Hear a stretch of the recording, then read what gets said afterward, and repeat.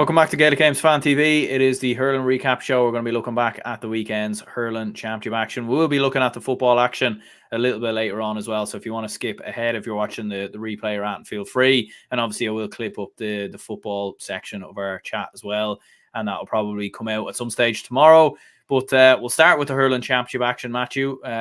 Joined by Matthew Hurley here as always from the Gaelic Statsman podcast. And hurling championship action wise, like plenty to discuss. I mean, obviously Clare's win versus Waterford, very narrow win. Obviously a lot of talk about the 65 and everything else. We'll get on to that. Cork obviously with an absolute humiliation really of Tipperary, an 18-point win, absolute domination there.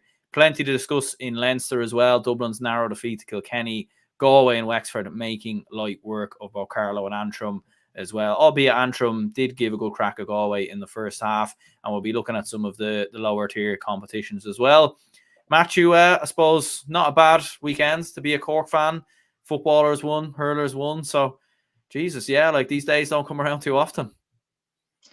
Not at all, and yeah, thanks for having me on again, Aaron. Yeah, I suppose like the last 2 weeks have probably been the saving grace for Cork people and Cork GA fans, and more or less because you look at other things that's happening over the past few weeks. Cork City are unbeaten in the second tier of the League of Ireland. Bobby Toke at Ireland's best Eurovision finish since 2000, and now the hurlers have won 2 games in a row. The footballers did win against Clare, but narrowly so. Obviously, hearts or mouths, obviously, with the footballers, which it always is. But that was an amazing performance of the hurlers yesterday. I'm sure we'll get onto it in a bit. But I think the main story was Tipperary and how poor and abject they were. And the fans, even Cork fans, showing up for this game. There was a lot of them. There was very few Tipperary fans. I actually didn't go to the game in Thurles because I think it's just sold out like wildfire during the week. But I did go to a bar, the Horse and Jockey, the Tipperary. So we went through Thurles, and yeah, it was absolutely packed with Cork fans, even at 2:00 in the afternoon. It was absolutely incredible in its own right. So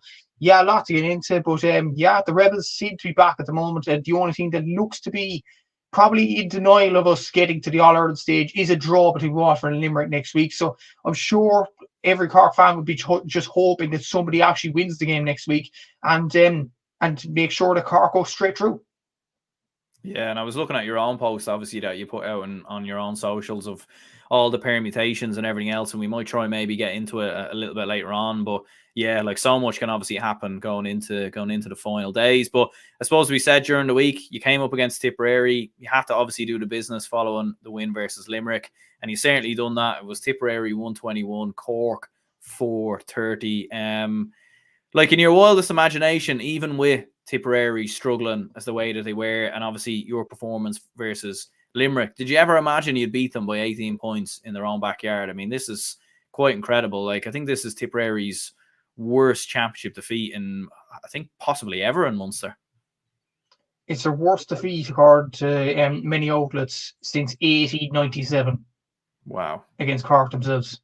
So it's a big defeat to take. And to be honest, like when you look at Tips, as far as my knowledge goes, their top 4 defeats in their entire history, championship history, 2 of them have been this season, against Cork by 18 points and against Limerick a few weeks ago by 15. And to be honest, the Limerick game could have been more, other than the Peter Casey injury. And it's just a bad light on Tipperary hurling at the moment. And considering even the fans I was mentioning earlier with Semple Stadium, like most of them didn't show up. There didn't seem to be much of an atmosphere from the Tipperary side of things, and it just showed on the pitch. Like in the first half, they got a goal quickly through Barkeo, and you're thinking, okay, Tipp have really stuck it into Cork going into the first few minutes. But then last moment of the first half, Alan Connolly hits that goal, and it goes all downhill from there. Like 2 of the Cork goals were incredibly sloppy from a Tipp point of view.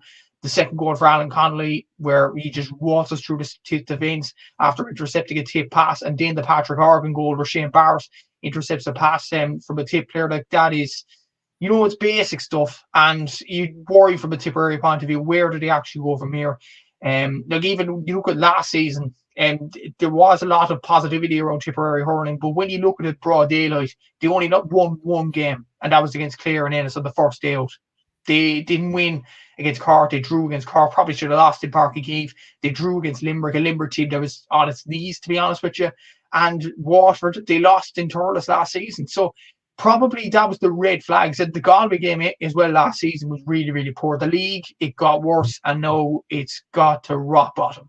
And I don't know, like Tipperary fans would even admit this themselves. It was just a rough day at the office, and you don't know where the confidence is going to come with these players. Like, you look at even John McGrath coming onto the pitch, Patrick Bonner-Marr.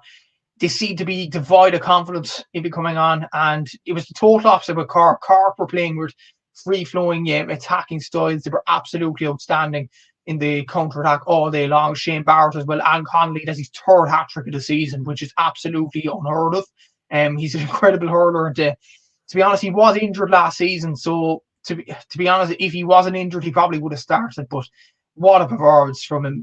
Once again, I have to do more stats on him this year, because I think that's 10 goals in a number of games from, which is absolutely incredible from league and championship. And Patrick Horgan, to be honest, it should have been a 5th goal. Patrick Horgan must have did the square. So maybe the ref was just being nice to Tipperary come the end of the game. So it was just an abomination from Tipperary, not from start to finish. I think it was the start of the second half, really, until the very end. To be honest, at the start of the second half, it looked like Tipperary just were like, we've had enough of this, and we've down tools. And it was just too easy for Cork at times. Yes, Cork were absolutely brilliant, and take nothing away from the performance of Pat Ryan's team, but they will face tougher opposition in the next few weeks. There's no doubt about that, because that Tipperary team is on the floor. The confidence is on the floor. I don't know where they come from this. And even last week on the preview, I said, like, Tipperary conceded 45 shots against Limerick. They conceded 43 against Waterford. If they concede 44 against Cork, they'll lose this game. They conceded 46 shots in this game. That was even higher. So it just gets worse and worse every time you look at it from a Tipperary standpoint. It was a terrible day at the office for them, but from a Cork point of view, absolutely delighted with the performance, but just hoping that Limerick and Waterford don't throw us under the bus next week. Yeah, like that's the crazy thing. Like, I think a lot of people are looking at Cork now as probably serious contenders for the All-Ireland, but you're not through. Like, you could still go out, and like, it is kind of crazy that your fate is still not in your own hands, but there you go. But yeah, like Tipperary, I thought, like, it was mad, because in the first half I thought Tipperary actually competed quite well. Like, they got the early goal from Mark Keogh, which obviously was a huge confidence booster at the time. And it was mental. Like, Jake Morris scored a point on the 29th minute, and Tipperary were actually leading at that point in the game. So, like, it wasn't like from start to finish Cork just completely blew Tipperary out of the water. Like, it actually wasn't that case. Tipperary, I thought, did all right in the first half. Now, I do think Cork didn't really get going in the first half. They had a few kind of moments here and there. They just weren't up at the same pace that they played against Limerick, and it just felt like a while until they really clicked. But as you said, like, Alan Connolly gets the goal right before half-time, which was a bit of a mental killer, I think, for Tipperary. 3 points down at half-time. But then once the second goal went in, it was absolutely crazy. I mean, Tipperary's heads completely fell on the floor. Like, if they could throw the towel in, like, if that was a thing in hurling, they 100% would have done it with about 20 minutes to go. Like, lads walking around, not tracking runs. And, like, it was just target practice for Cork. Like, the amount of space all their forwards were getting was absolutely mental. Like, Shane Kingston comes off the bench and has an absolute field day, like, scoring 3 points in a row. But at the same time, like, you do have to credit Cork, because, like, absolutely ruthless. And I do think, I remember chatting to you, like, down the years before, talking about Cork missing goal chances and not being ruthless and everything else. And there was even certain elements of that in the Clare game. But with players like Alan Connolly now, like, at the fore, like, a hat-trick from him. I think that's his 3rd hat-trick now this year in both league and championship. So, like, he's in phenomenal form. And then you've got Brian Hayes, who's obviously going very well. Seamus Harnedy, Patrick Horgan, Shane Kingston coming off the bench. Jack O'Connor can't even get a look in. So, like, in terms of attacking options and depth, like, Cork are looking as good as they ever have, really, you know, in the time since they last won the All-Ireland, in my opinion, anyway. And what's the most pleasing aspect is Seamus Brady, or good from O'Cleha, actually mentioned a very good point at the start of the championship season. I think it was at the start of the league against Kilkenny and Páirc Uí Chaoimh when we lost that game. Cork need a settled team. They need a settled half-back line. They need a settled full-back line, settled goalkeeper, settled midfield, etc. They have close to that now. And I'm proud to say that as a Cork fan at the moment. I think the only 2 positions that maybe there's a few questions about, because in a good way, centre-back, because Kieran Joyce has been our best centre-back for years, and yet Rob Downey is excelling in that role. So Yeah. do you actually take him out there? Do you put Owen Downey out of the team? You can't really do that because he's playing exceptionally well at the moment. And the goalkeeper is another thing. But even then, Patrick Collins still had a good game yesterday. Like his puckouts were really, really good. But there is an argument as well. Tipperary just weren't tracking their men on puckouts. And maybe it was just an easy day at the office for Patrick Collins. And maybe Brian Saunderson will be back in to goal in a heartbeat or whatever. But every other position, you look at Niall O'Leary, Sean O'Donoghue, Brian Hayes in the corner forward position, Alan Connolly, Patrick Horgan, Seamus Hardney, they're all nailed down now. Ethan Toomey in midfield again yesterday was brilliant in the first half up until he got that injury, of course. But even Luke Meade came on, and he really can't get a look in the starting 15 nowadays. But he came on and tracked a lot of Tipperary runs in that second half alone, and it made it frustrating for them Tipperary players. So he deserves a lot of credit as well for coming onto the pitch and making a difference. Darragh Fitzgibbon, I'd said it for years, he's Cork's best player, but he's brought his hurling up to another level now, which is a fearsome thing for the rest of the country, no doubt about it. Declan Dalton as well, good performances over the last few games. Shane Barrett has performed as better as he ever has at senior level, in my opinion, at centre forward. I think he's done absolutely exceptionally well. Even look at Joe Mellery coming out of the pitch. He even can't get a look in. He was probably Cork's one of the most consistent defenders in the Cork backline over the last few seasons, and he can't get a start. Damien Callahan wasn't even on the panel yesterday. Jack O'Connor, as you mentioned there, can't even get a look in. So it just shows the amount of depth and the amount of good performances there are in this Cork team as well. And they're really, really bringing it to the boil, and that's the main thing out of this. And hopefully, from not just the Cork fans' point of view, but from the whole hurling point of view, in my opinion, because I think a lot of people have said this before, but I'll say it in this podcast. I think the only two teams that are capable of beating Limerick are probably Cork and Clare. And I think if Cork get further into the All-Ireland series and beat a Galway in the quarterfinal, which they should do, let's be honest, in the All-Ireland quarterfinal, they'll definitely put it up to Limerick if they win Munster, that is, in the All-Ireland semi-final in Croke Park, because Croke Park will suit Cork down to a T as well. So it should be interesting to see how everything transpires in the next few weeks of the season, and it's a really good time to be a Cork fan at the moment. And even look at that second half performance. Cork took 22 shots in that second half. They converted 18, 3-15, which shows you this was a serious second half performance, and Tipp just couldn't live with them at all. And the Cork fans, I'm sure, would have been bouncing around Thurles after the game, and it was just a brilliant performance. And the matter of the team being so settled right now is a pleasing aspect, I would imagine, for Pat Ryan. Absolutely, yeah. Keane says here, Tipperary were very poor yesterday, always playing catch up. Where do they go from here? Will Liam Cahill still be in charge of the Premier County? Yeah, it is bleak times for Tipperary, no doubts about that. As you said, like 15-point defeat to Limerick, 18-point defeat obviously to Cork. Like they look not just off it, but a million miles off it. And like, where do they go from here? Like they obviously play Clare up next, and you feel like if there's not a performance there, obviously it is a dead rubber, and regardless of what happens, Tipperary are gone. But I feel like it's similar to Davy, Fitz and Waterford last year, where like Waterford went out and beat Tipperary, and it kind of gave everyone within Waterford maybe a bit of confidence, maybe a bit of hope that going into next year things can be better. Would you look at this in a similar light going into that Clare game? Like if they put in a performance, they get a result, then all of a sudden maybe then there's a bit of hope going into next year? Or is it a case of change it now? Like I was listening to Liam Cahill in his post-match interview, and he was talking about like whether it's him or whoever comes in next year, the team is in a great place. So you feel like he's almost like setting it up that he won't be there already next year. But what's your opinion on that? I think if you're comparing the Waterford and the Tipperary one, it is a decent comparison. But to be honest, like Davy Fitz was in his first season, Liam Cahill is in his second season now in senior level. So like I think he's gone already, to be honest with you. With not just the stuff that happened yesterday, the abject performance that was in the home of hurling in Thurles. I think, honestly, the stuff that went on in the off-season, which I think it was Alan Flynn for Kildangan, that was just a worrying sign at Tipperary hurling, where he was saying the Kildangan players aren't getting a look in, and even it looked that way in the championship as well. Like they look so tactically inept in the forward line, yet their top scorer, the Tipperary championship, Billy Seaborn, with 2 goals and 76 points across Tipp and Munster, isn't even on the panel. What's up there? Like it just boggles the mind really from Liam Cahill, and it probably just offended the quotes from Alan Flynn at the start of the season more. And you look at the league campaign as well, a lot of things were wrong there. The free taking was an issue. Jason Ford was on it 1 week, then he was missing a few frees, then it was Garrett O'Connor. The confidence wasn't particularly there with him. Like, you look at Garrett O'Connor, for example, he was the star man for UL in that Fitzgibbon Cup campaign in college level. He can't produce a performance at this Tipperary team because I think the weight on his shoulders is way too much at this present moment in time. And I think they rely on too much of the older players as well. The likes of even Noel McGrath, Ronan Marr, John McGrath, Patrick Bonamar, they've given so much to Tipperary hurling, but time moves on.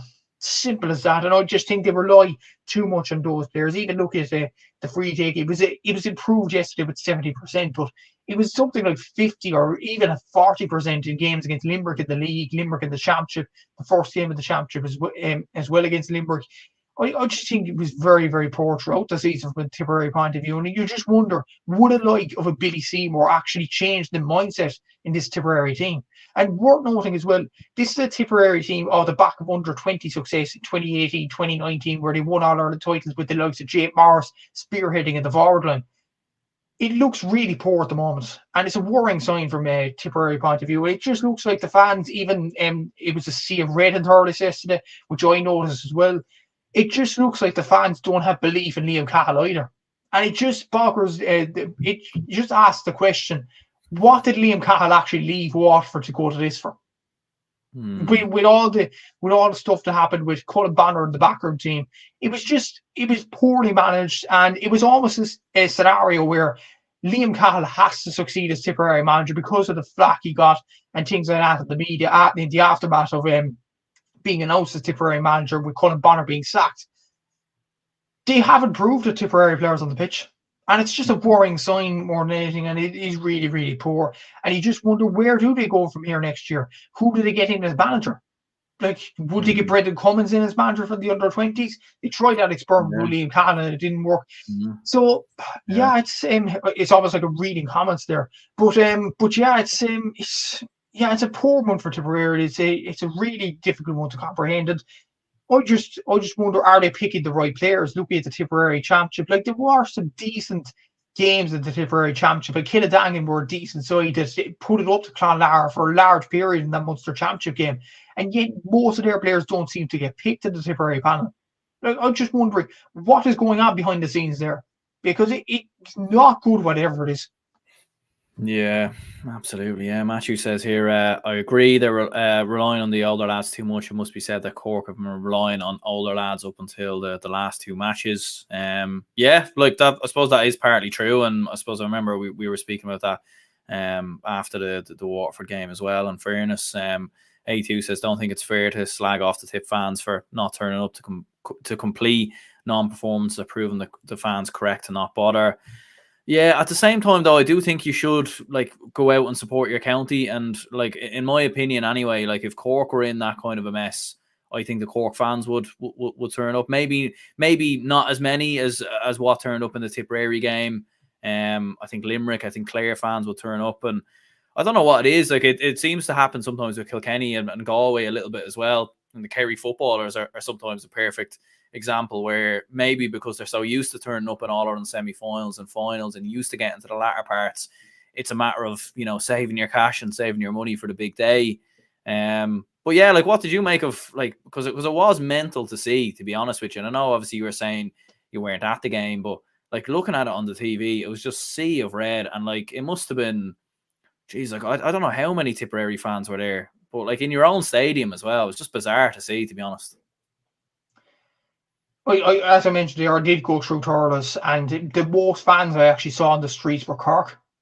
And this is in Thurles. This was Thurles Square, and walking up to the stadium and the roads and things like that, and with the Tipperary colours and everything on the stadium, and it was mostly red.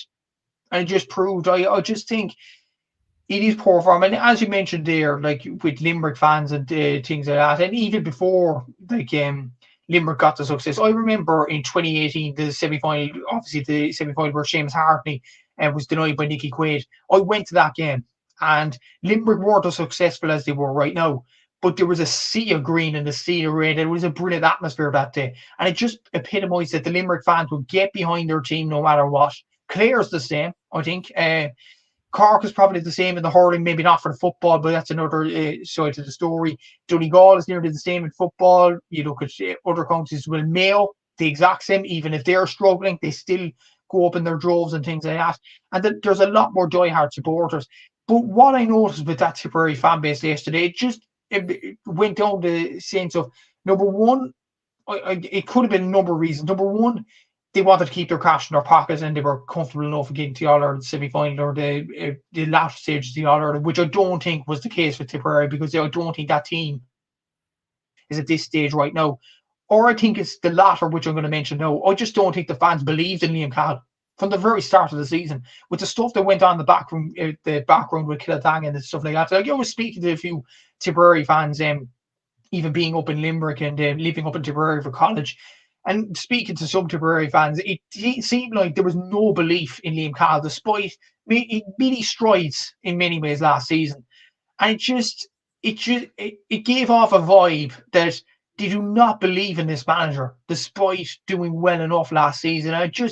It was a recipe for disaster. Like, the players were getting older, the fans didn't believe in their county, and it was just really, really poor from both standpoints. But I think, honestly, from a Tipperary point of view, to get outnumbered in your own stadium like that for a home game, which should be an advantage to you, I think, honestly, the Tipperary players and management need to take some accountability. It was a poor performance. Let's not mask over that. But the fans need to get behind their team as well. Just like a traditional hurling county like Tipperary, third most successful team in the history of the All-Ireland Senior Hurling Championship, and your fans don't really turn up to this sort of game and let Cork go into the stadium as if it's their home game. I just think it's really, really poor from a Tipperary standpoint, to the Tipperary fan point of view. I just think, and the commenter mentioned there that the performances aren't there, but support your team through the bad times. That's what I think, and that's what supporters are there for, to keep going, and even when the times are tough, to keep going when it's not going ideally. Like, I look at the Dublin footballers, for example. Remember the time in 2009 against Kerry where they got absolutely walloped in Croke Park? There was still a very sizable Dublin crowd. I think it was nearly full house there that day, wasn't it? It was a full house for Dublin and Cork in the All-Ireland semi-final in 2010 as well. And that wasn't when Dublin were successful. Same for Limerick. It was nearly a sea of green in that game in Croke Park against Cork a few seasons back as well, in 2018, when they didn't win an All-Ireland since 1973. So I'd be questioning Tipperary fans' point of view in not turning up in their droves in this game, given the examples I've just given with Limerick and with Dublin. Yeah, like, it's one of them. Like, if the match was in Croke Park, you completely understand it then, because obviously the cost of travel and everything else, and yeah, probably makes sense. Like, not worth your while and everything else. But look, I suppose, Tipperary fans have saw their county win multiple All-Irelands. They know what it takes. So, in fairness, a lot of them probably did foresee a lot of this coming. In fairness, Fell says here, isn't Eddie Brennan available? Yeah, I suppose it wouldn't be a bad shout. Like, Liam Sheedy got a good mention, like, when I was on Sports Show earlier on the GA Hour. For anyone who wants to listen to that, feel free. Dan Casey and myself were giving Liam Sheedy maybe a bit of a mention, because obviously 2 spells, won multiple All-Irelands, but would he go back again for a third time? I don't think so. And just going back to that comment there about Eddie Brennan, Kilkenny and Tipperary, it's well documented they're rivals in the hurling landscape. Would Eddie Brennan actually go to Tipperary? Yeah, I don't think he would. Yeah, it'd be a tough one. Like, I know Henry Shefflin went to Galway and everything else, but I think Galway and Kilkenny's rivalry doesn't run as deep as Tipperary Kilkenny. Do you know what I mean? Because of obviously the 5 in a row being stopped and everything else, and obviously the history of those multiple All-Irelands, in fairness. But yeah, like, any Tipperary fans who are tuning in, like, feel free to let us know where you think it's gone wrong, why fans aren't turning up. But be interesting to get your point of view on it, and let us know your opinions and thoughts on the game as well. Other game in Munster was Clare 4-21, Waterford 2-26. Like, this game went down to the absolute wire. In fairness, like, Clare led quite early on. Like, they led by 5 early on. It went to 8 points when David Fitzgerald obviously got his goal. Like Waterford defensively were cut open time and time again. They were leaving so much space in behind for the likes of Shane O'Donnell to run onto the ball and obviously lay it off to the likes of Dave Fitzgerald running off, overlapping him. But fair play to Waterford. Like, they dug themselves back into it. Stephen Bennett got a goal. Shane Bennett's late penalty as well. The drama, obviously, at the end, which we'll get onto in a moment. But speaking of the game, firstly, a cracking game of hurling. And you do feel like nobody really did deserve to lose. I know the 65 was the right call in the end. But ultimately, I do think like it was harsh on Waterford losing this game. I thought they did very well.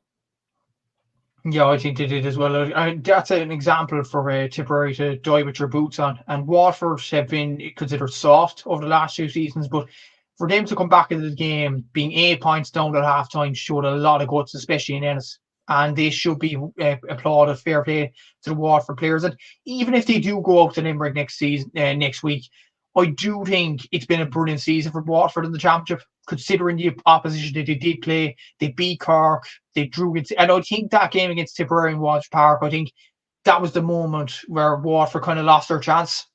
And it's just, in hindsight, it's very unfortunate to look back at that. But looking back at it, Waterford should have won that game, being 4 or 5 points up going into additional time. Sean Kennedy scores that goal, and suddenly they're in the predicament they aren't. Like, it was just unfortunate the way it unfolded yesterday, because Waterford gave so much in this game. They really gave everything. Like, they had 44 shots, 63% shot accuracy. They're really good from puckouts as well. 121 from play, 226 overall, and they still lose the game. Like, it's just like, it's heartbreaking for them. It really is. And it's almost like deja vu, isn't it, with Waterford this season and Cork last season. Like, when you think about it, it's kind of similar parallels, isn't it? Drawing to Tipperary match day 2 at home, then losing to a last minute point to Clare out in Ennis, and then lose to Limerick. Yes, okay, there's a bit of a difference there. This is Limerick away from home, but you get what I mean there. It's almost like Waterford this season is almost like Cork last season. They're so unlucky to go out of Munster, and there's kind of the question mark: should it be like a playoff between Leinster and Munster, and to keep with the same energy? I do think it probably still should be a playoff, because let's be honest, I think Waterford would beat Wexford at the present moment in time. I think, given the form they're on, maybe even they'll beat Galway.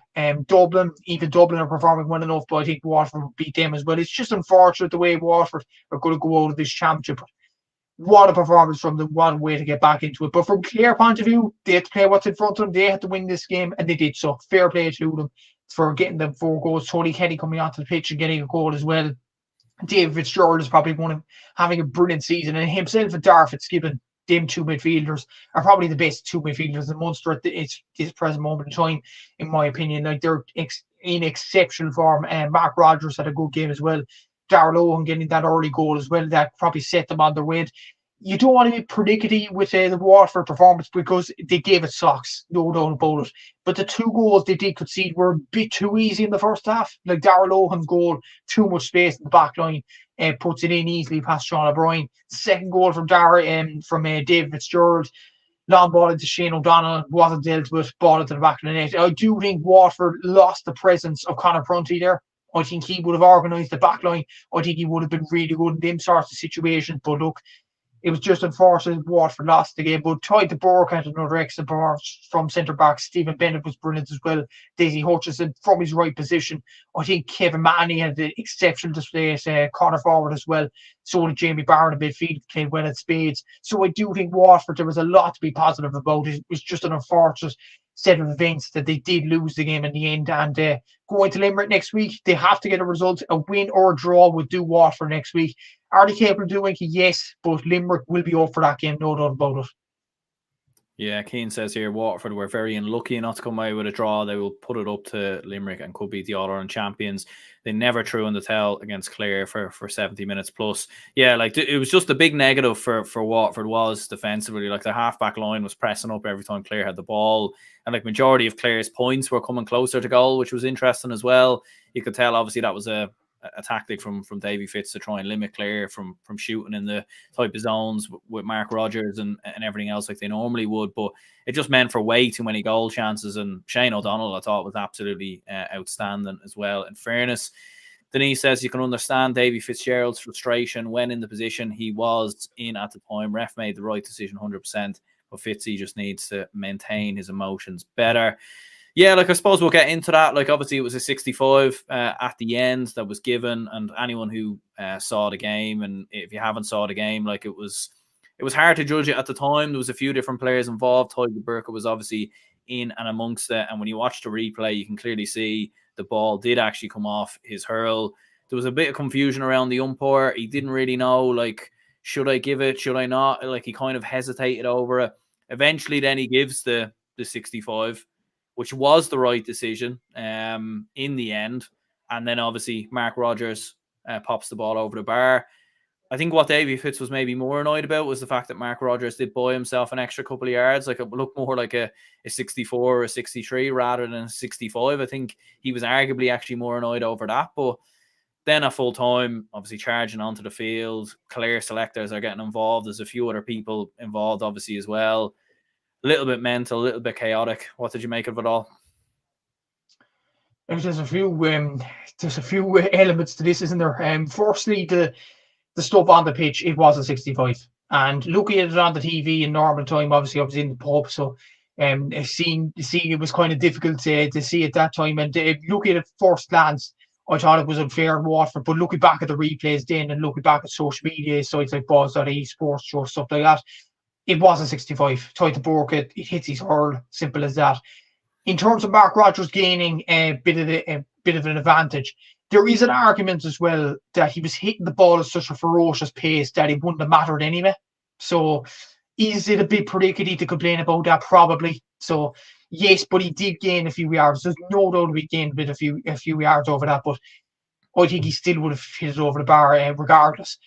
The stuff that went on after the game with Davy Fitz, you could understand his emotions. Like, it was a crucial game for Waterford to stay in the All-Ireland Championship, and obviously emotions are going to be high over it. But the fact that Davy Fitz just said just over a year ago on the Late Late Show to Ryan Tubridy that there should be a ban or a lifetime ban for physical altercation with an official. Davy Fitz nearly did that yesterday as well. So, like, is it a bit of hypocrisy there? And the thing is, and I watched your podcast with Seamus Brady on Clare, really good last night actually. And you mentioned and Seamus mentioned a very good point as well. The Davy, yes, it was a brilliant performance from Waterford and should be the main headline today on a Monday morning. But it seems like, and Seamus mentioned this, that it seems to be all about him. It seems to be all about Davy Fitzgerald. If it's a loss, if it's a win, like, it seems to be whether Davy's crying on the floor or he's complaining to a referee or he says something in the post-match interview, which he did 2 of them 3 examples yesterday, madly enough. So yeah, it seems to be, it's the Davy show, and it's just kind of boring at this point, and it is really poor form, in my opinion, from him. And even the stuff with Ashton O'Reilly from Off the Ball saying that you don't ask stupid questions, girl. It was almost like, really, I know emotions are high at the same time, but you don't say that to a reporter when they're asking genuine questions and things like that. I think there was a soccer incident with Noel King and Tony O'Donoghue a few years ago, and there was a lot of backlash over that. So you question, why isn't there a lot of backlash over this with Davy Fitz? So yeah, it's it was a really bad situation, and to put a long story short, it was a 65. Mark Rogers would have hit the ball over the bar and he went. Davy just needs to calm down a small bit and just let the players do the talking in the next game and let them prepare properly for this game against Limerick next week, because it's absolutely huge in the context of Waterford season. Yeah, Raymond has a good comment here as well. Not disputing it was the right decision, really, 65, but how could he have seen it? Look at the photo of it, bodies all over the place, obscuring umpire's view. He was going to signal it wide and change his mind. Yeah, I did see that sports file photo as well, and you can see, like, it's clearly couldn't have saw, and it did look like a guess. There's absolutely no doubt about it. Like, he looked very unsure. I think that I saw the argument maybe that he was waiting, that the referee wasn't actually looking at him or something like that, apparently, at first. So that's why he kind of makes the hand gesture to try and, like, get the referee's attention so he can make the decision. But I don't know. It did look like he guessed it. Look, ultimately he got it right. So Do you know what I mean? Like I'm sure he's waking up feeling a lot better about himself now. But ultimately, like, yeah, like if you don't know, you have to call it wide. Like that is do you know what I mean? Like that probably is the answer. Or you consult the other umpire, or you consult the referee, and that didn't seem to be the case. But look, ultimately they got the right decision in the end. And as you said, yeah, like the scenes at the end, and I suppose like Davy saying obviously previously that yes, there should be a lifetime ban on people abusing refs and everything else, and then goes and does it. Like it's just not too good, unfortunately. A2 says Davy Mourinho can't help himself. Yeah. Shawnee says Davy brings a bit of passion to the game, no harm in that. Yeah, like look, we love the entertainment, we love a bit of drama. Like, don't get me wrong, as fans, we're sitting there, it's something to speak about, and it's great to see, and everything else. And I'm not gonna lie, seeing all the drama unfold, I was glued to the TV and kind of thinking, what's happening here. But at the same time, like, it's just not good for the game, just in the sense that it could very much have incited something a lot worse. Like, a lot of fans on the pitch, a lot of emotions running high. I think a manager of all people should be the one to keep things in check. But that's just my opinion, in fairness. We'll just have a look at the Munster Championship table before we move on to the games in Leinster. So as we can see, Limerick are on top with 4 points, Cork second with 4 points, Clare are third with 4 points, Waterford fourth with 3 points, and Tipperary are bottom with a point. And as we can see, Cork have already played their 4 matches. And then we go into the final round of games next week, which will see Limerick play Waterford, and it will be Clare versus Tipperary. Looking at it there, there's obviously a lot of permutations to it, but as far as I understand it, as long as Limerick beat Waterford, Cork are through. That's the easy way of putting it anyways. It is, yeah, as long as there's one winner, Limerick or Waterford. So as long as there's a winner, like, there is one scenario actually where there's a draw and Cork actually go through, and that scenario, I'll just bring it up here, is if Tipperary win the other game against Clare. Fat chance of that, to be honest, given Tipp's performance yesterday. So to put a long story short, from a Cork point of view, they need one winner. They need a Limerick winner, or they need a Waterford winner, and that's the end of that. For Waterford, it's as simple as this. If they lose against Limerick, they're out of the championship. If they win or draw, they're still in there. There is a scenario, actually. There is 2 scenarios where Limerick lose against Waterford and they're out of the championship. The only scenario where Waterford win and Limerick stay in is if Tipp win the other game as well. So, again, not enough chance of that. So, it's a crucial game for Limerick next week. I'm sure they'll be up for it as well. And from a Clare point of view, they have to do an easy job themselves. Beat Tipperary. Simple as that. And I think, honestly, Brian Nolan's team, they cannot mess this up, can they? They have to beat Tipperary. It's as simple as that, and maintain their place in the next round of the Munster Championship and the All Ireland Series as well. So, yeah, there's a lot of permutations on my Instagram page. Check it out if you haven't already. So, broke it down a lot, and come to the conclusion there that the sides in the best position look at the next week's games are Limerick, Clare, and Cork. But Waterford could easily turn the tables next week. Yeah, if you had to call it now, who would you back going through on the final day?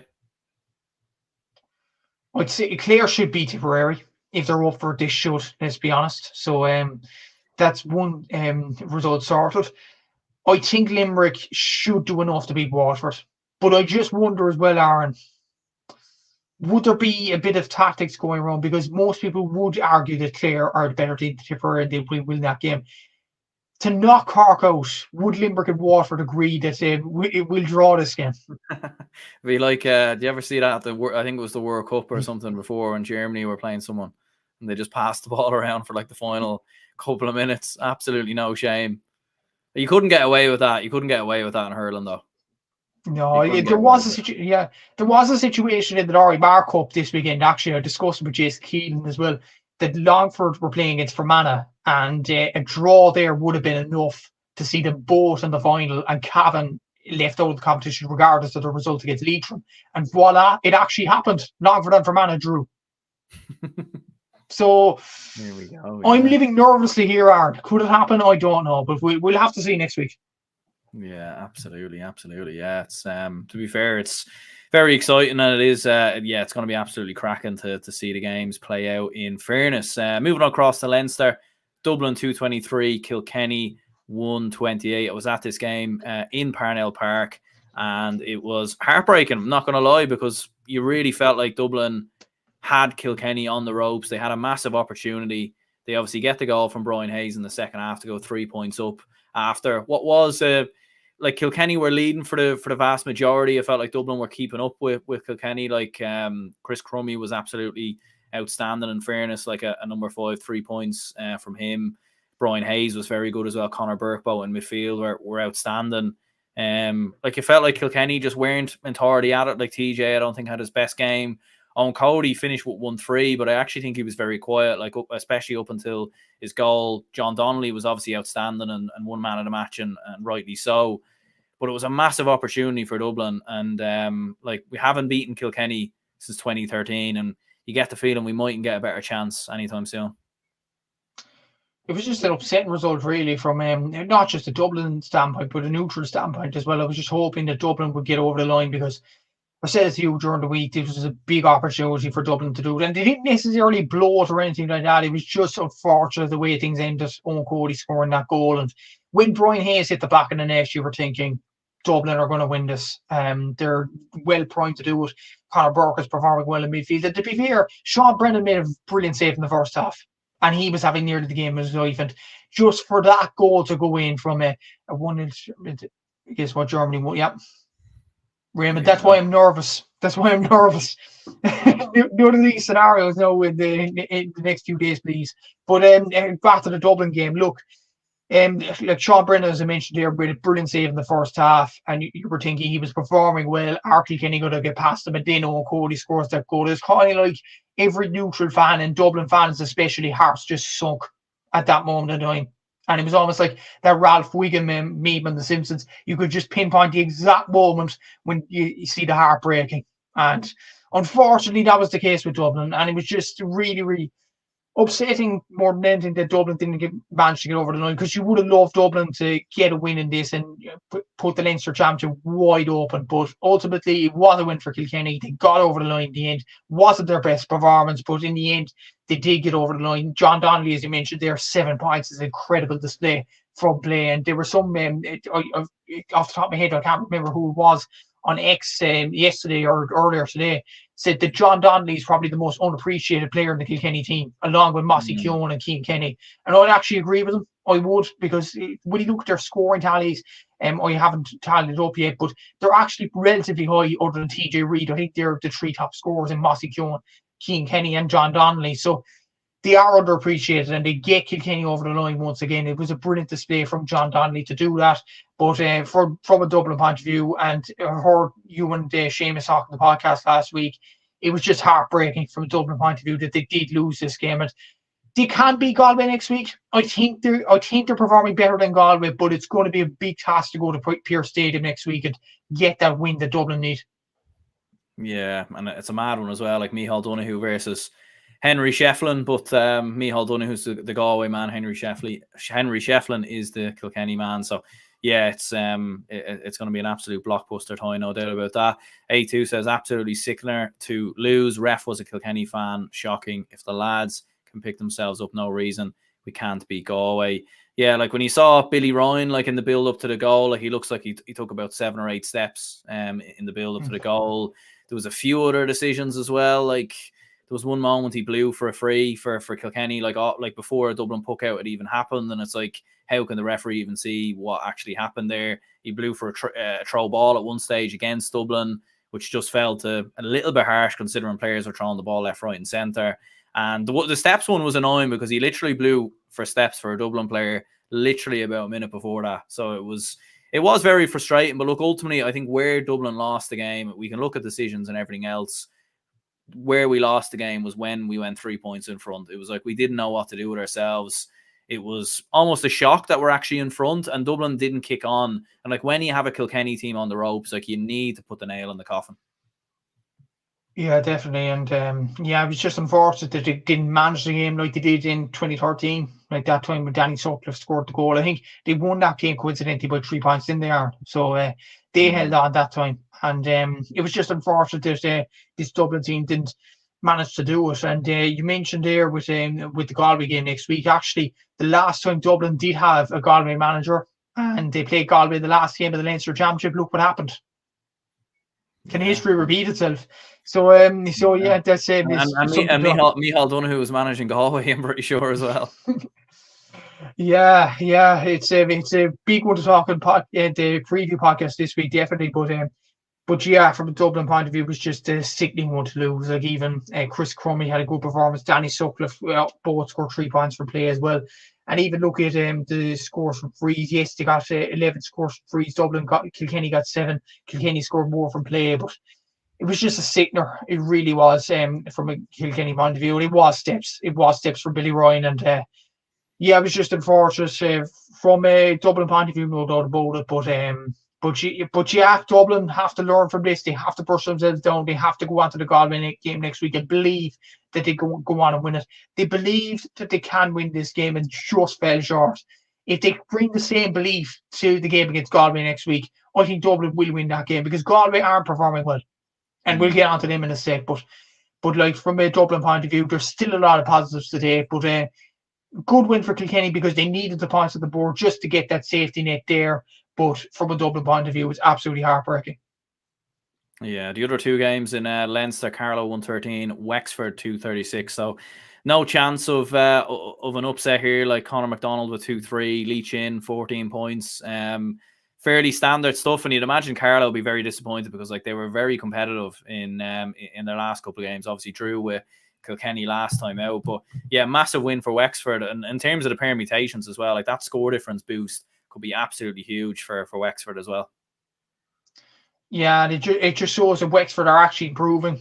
And yes, the Antrim game is a shock to the system, but Keith Rossiter is kind of getting that out of their system now, which is a positive from a Wexford point of view. Leach in had another good performance yesterday. Conor McDonald scored 2 goals and is slowly but surely coming back into VAR, which is a brilliant sign from a Wexford point of view. Rory O'Connor scored 5 points as well. So they're the 3 main forwards and they're clicking into gear. And they won this game comfortably without Cian Byrne, their starlet in the team as well. So that just proves that Wexford, they're on the way back up, and that scoring difference will benefit them hugely. As for Carlow, they put so much into that Kilkenny game last week. I think they just lost a bit of fitness, in all honesty.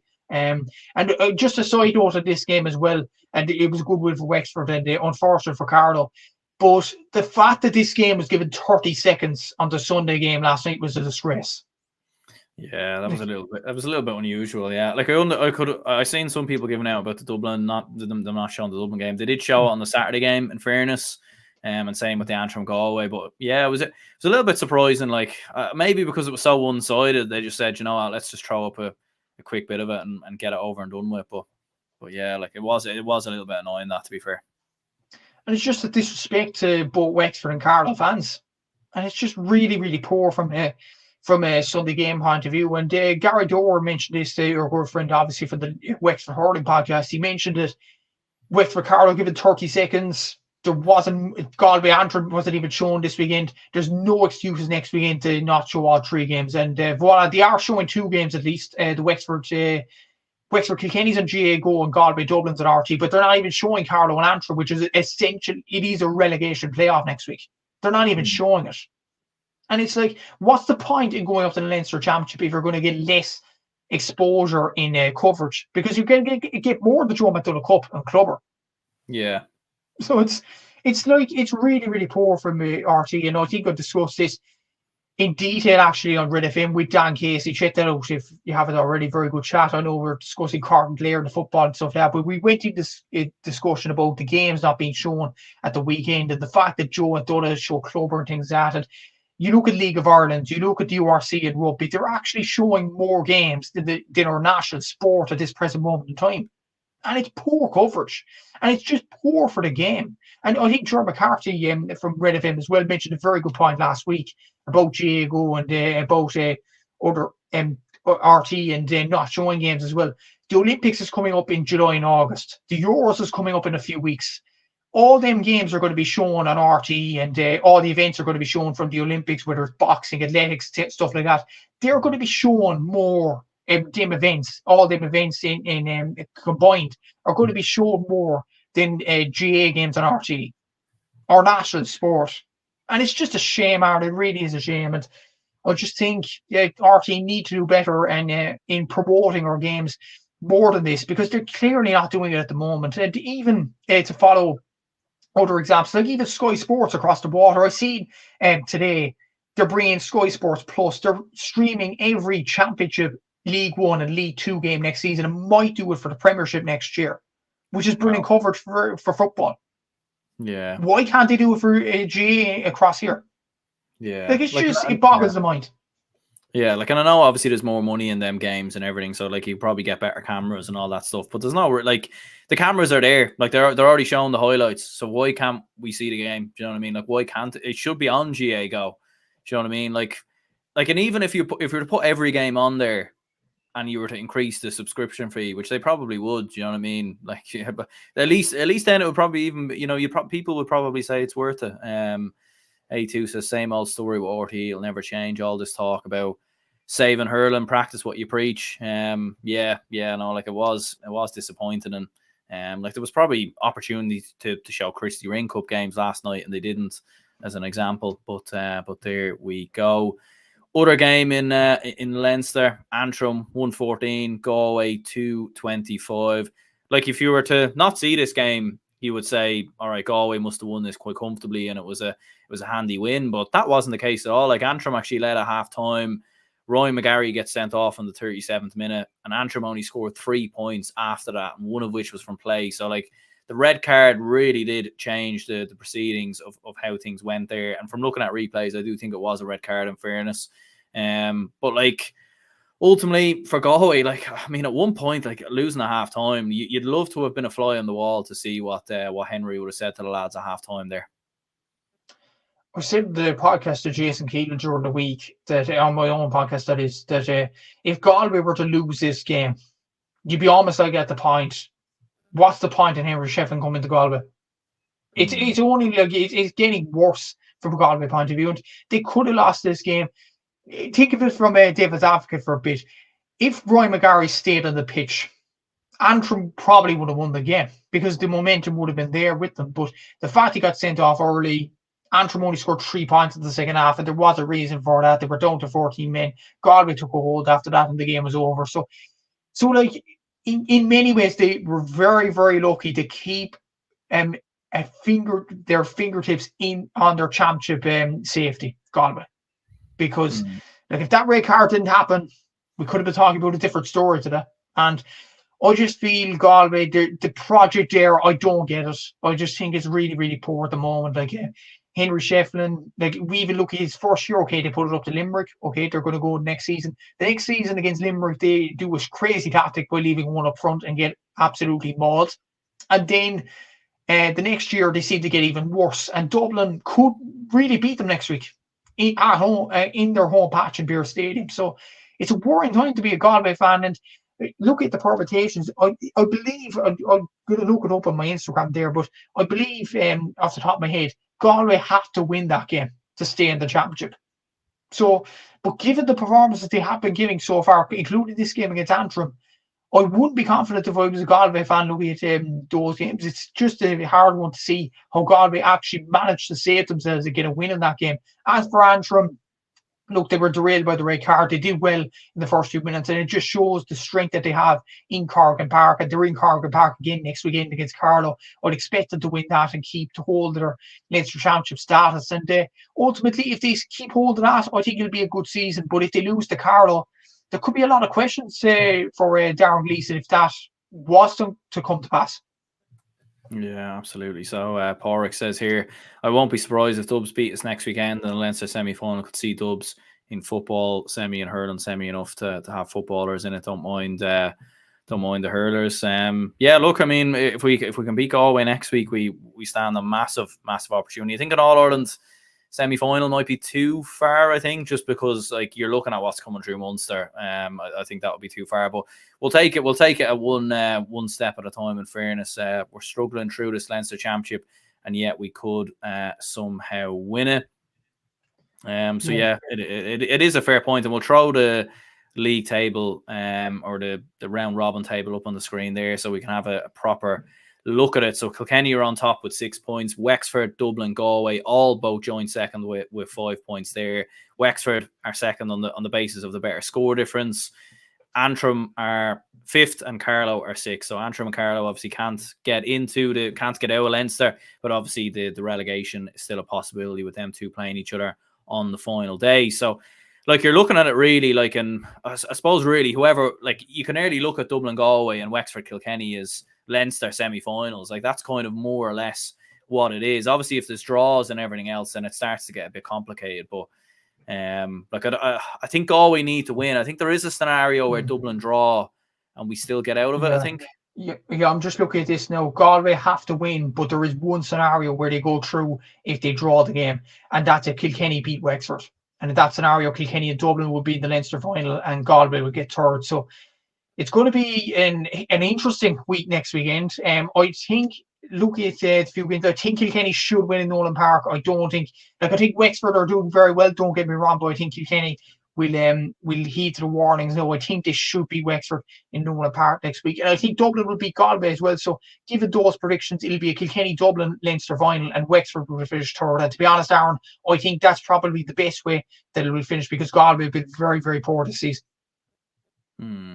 Yeah, like I think Dublin have a massive chance, and obviously we'll preview the games a little bit later on. In fairness, like, and I do think Dublin have a massive chance. The worry is that Dublin put so much into that Kilkenny game that you just worry, like, do we have it within us to go again? Like Dublin usually put in one really good performance in the championship every year against the top team. You know, like, and usually it comes against Galway. This time it's come against Kilkenny, so we'll obviously have to wait and see going into the final round of games. We'll just run through some of the lower tier competitions here before we move on. So we got in the Joe McDonough. We obviously had some massive games that took place here. It was Laois 431 down 17 points, Westmeath 129, Meath 14 points, Offaly 324, and Kerry 15 points there. So very much leaves a scenario that looks a little bit like this going into the final round of games. So Laois are guaranteed to be in the John McDonough Cup final with 8 points. Pretty sure Offaly are now guaranteed as well with 6 points. Kerry third with 4. Westmeath and Down are both with 3 points. And Meath, I think, are already relegated. So looking at it there, it feels like going into the final round of games, the John McDonough's pretty much done and dusted, really, in terms of knowing what's going to happen. It is, yeah. Offaly are confirmed in the John McDonough Cup final because they beat Kerry yesterday, and the head-to-head rule, Offaly beat Kerry. So yeah, it is a Laois and Offaly final, and Meath are relegated. So to be honest, even previewing the games next week, there isn't much point talking about but there is a point to talk about the two up fronts, Laois and Offaly, in the final in a few weeks' time in Croke Park. Should be a very interesting game. Like Laois won this game in O'Moore Park a few weeks back through Paddy Purcell last minute goal. So it'd be interesting to see how Offaly actually turn up to Croke Park to play this game. And Offaly do have a lot of ammunition in that forward line. Like Adam Screeney, for example, if Shane Ridley is up to the age as well. Owen Cahill scored 180 yesterday against Kerry. So they have a lot of good players. But as do Laois. Laois have a 100% record. They played very well at the moment. And I'm largely looking forward to this Joe McDonough Cup final. It should be a belter of a game. And as for the relegated team, Meath, yeah, I thought that was pretty self-explanatory even early on in the season. They lost their manager before the campaign even began. And I think it's a relief for Westmeath more than anything, Aaron, because going to that game, like even Jason on the podcast last week, he was very, very negative about Westmeath hurling. And if they were to lose that game against Meath, the negativity would just continue. So for them to win that game, it eased the pressure off Joe Fortune just a little bit. Just looking at the Christie Ring, it was Tyrone 125, Wicklow 216, Sligo 19 points, Derry 430, and it was London 314, Kildare 220, and this is how things have finished up. So this was the final round of fixtures in the Christie Ring. Kildare and Derry both confirmed for the Christie Ring Cup final, and Sligo are relegated. So yeah, if you look at it there, like, I mean, to be fair, like London gave Kildare quite a good goal. Like that was quite a close enough scoreline, and London nearly pulled it off in the end. I think actually it would have been 3 teams and 8 points. So I think Kildare and Derry still would have made it through, but nonetheless, a great effort by London, in fairness. brilliant effort in fairness, and going to Kildare and nearly getting a result there. It shows the tenacity of the London players. But I think the major result in this was the round 4 game between Derry and London. Derry won that game in Owen Big, and that propelled them to finish second in this group. They were always going to beat Sligo in the last round. Like, that was a comprehensive win, let's be honest, for that Derry team. So very good final to look forward to. Kildare Derry. You'd expect Kildare to win it, given Brian Dowling's their manager. You have Jack Sheridan in the form of his life there, David Qualter, James Dolan. Like, you have some very good players in that Kildare team. So it should be a Kildare win. But Derry, Cormac O'Doherty and Co could really put it up to Kildare. It should be a very interesting standpoint in that game. Sligo going down, you have no points on the board. They were probably, other than Juro Kelly Lynch, they were very, very poor throughout the Christy Ring campaign. And throughout Wicklow this weekend was a bit of an irrelevant game, but good win for Tyrone to finish off the season. Yeah, there was a comment here from Aidan, who says, is Adam Screeney playing for the seniors? Is there no under 20 matches that week? I don't think he played yesterday. He didn't. But he has been playing in the first 2 games. So my point is that the under-20 championship would have ended, I'd imagine, by the time the Joe McDonagh Cup final rolls around. So I'd imagine he'll be back on the field for that final. Definitely so, yeah. And I'm looking forward to that game, obviously, as well, on Wednesday between Offaly and Dublin. Should be an interesting one, in fairness. Looking at the Nicky record then, it was Roscommon 119, Mayo 216, Armagh 319, Monaghan 18 points, and it was Louth 120. Donegal 419, and this is how the table finished up. So Donegal with 10 points. Mayo managed to get themselves in there in second with 7 points. Big win, obviously, for them. I think it was actually a draw with Roscommon in the end. Roscommon in third, Armagh fourth, Louth fifth, and Monaghan get relegated. So yeah, the draw in the end is enough for Mayo to sneak their way in over their big rivals. Exactly, yeah. And Roscommon were very, very unlucky in this one. Like, they got the last point of the game in 70 minutes through Conor Mullery. So there was a momentum there for Roscommon to push on and get that winning score. But alas, it wasn't to be. Mayo got over the line this one, got the draw they needed. Adrian Phillips got 2-5 in this one, which was a good score tally from him. But that was the main game to watch over the weekend. There was a small scenario where Monaghan would actually stay up, but they got absolutely schooled, really, by Armagh, 319 to 18 points. Tomas Galvin and Alex O'Boyle both scoring. Well, Tomas Galvin scored 2-7 from play. O'Boyle hit 1-7, so very good performances from an Armagh point of view. And Donegal, they beat Louth quite comprehensively, but they rested. Like, Jory Gilmore wasn't playing in this one, Rory Campbell was, but Declan Coulter wasn't playing in this game, Luke McKennie wasn't playing in this game. So they rested all them players, so they're ready and fresh and ready to go for that Nicky Racker Cup final against Mayo. So honestly, Donegal look in better shape to go on and win it, but Mayo have the experience. They were in the Christy Ring last season, and they'll be dying to get back up there next season. So it should be an interesting Nicky Racker final in a few weeks' time. Absolutely, yeah. Like, and as you said, like, absolutely massive there for Mayo hurling. In fairness, in the Laurie Mar, Longford 318, Fermanagh 221, Leitrim 18 points, Cavan 719, and it was Lancashire 224, Warwickshire 622. So sounds like quite the entertaining game there by the sounds of it. So Fermanagh with 8 points there got the job done. You were saying earlier, Longford needed the draw versus Cavan. They got that, and they ended up getting through into the final. Leitrim in fourth with 4 points, Warwickshire fifth with 3 points, and Lancashire finished bottom. So any thoughts there? Feeling sorry for Cavan, to be honest with you, Aaron. Score 7 goals and to still miss out on the final spot. Like, it's just, what more do you have to do? 7-19, Nicky Kenny scoring 2-2, Canis Marr having a good performance as well, but it just wasn't enough. And I said this during the week as well, a draw would be enough for both Longford and Fermanagh, and that's how it played out.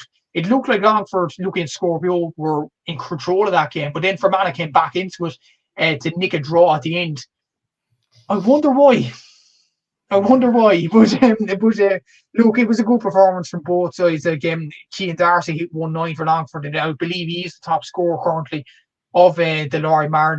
Quick note actually on Cian Darcy. I didn't realise this before the previews last week. He actually plays for Kilruan McDonagh in Tipperary, in the Tipperary Club Championship, and he plays for the Longford Seniors. So they probably play for Tipperary at this point.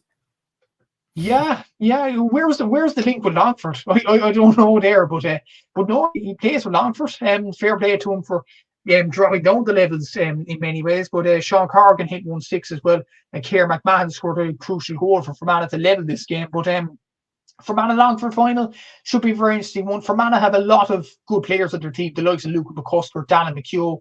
Longford have one guy, Cian Darcy. It'll be interesting to see how he performs in Croke Park, given his experience with Kilruan McDonough at the higher end of the Tipperary Championship. So it should be an interesting final between the two counties.